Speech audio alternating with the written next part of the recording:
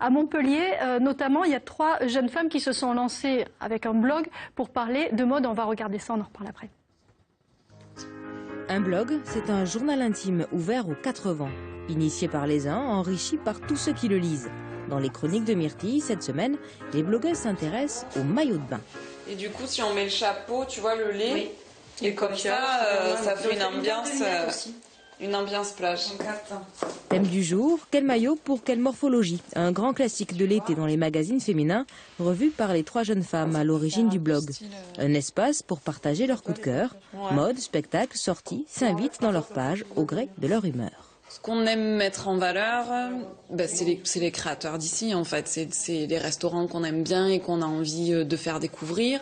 C'est les créateurs qui font leur petite création dans leur cuisine et qui méritent à un moment donné d'être mis en lumière parce qu'ils y mettent beaucoup de cœur et que c'est super joli ou que ça mérite vraiment à un moment donné d'être connu. Et si ça peut être un petit plus d'être sur les chroniques de Myrtille, on y va parce qu'on les soutient, quoi. Le succès d'un blog, c'est d'abord un nouvel article chaque jour ou presque, et puis des photos, des vidéos, des liens vers d'autres sites. Bref, du travail que Milo, Lélou et Maya font depuis 2 ans, en parallèle avec leur vie professionnelle et familiale. Le temps, on le vole en fait dans notre vie quotidienne, à notre métier, à nos enfants, à tout ça, voilà.